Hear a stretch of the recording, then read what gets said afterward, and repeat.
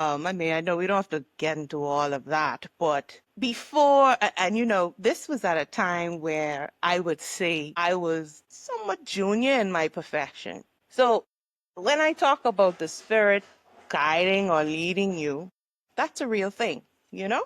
So anyway, moving on from that. Once he was acquitted before or by that court, what happened next was that the Office of the Director of Public Prosecutions, and I believe it was still just the AG's office at that time, entered what we call nolli prosequis and or offered no further evidence in respect to every other offense for which he was charged. So I think it was about 6 or 7 in total, 6 or connected offenses. Every other one except the one that I had carriage of, because it was the only remaining, well, I say because it was the only remaining murder charge. That's what I say, right?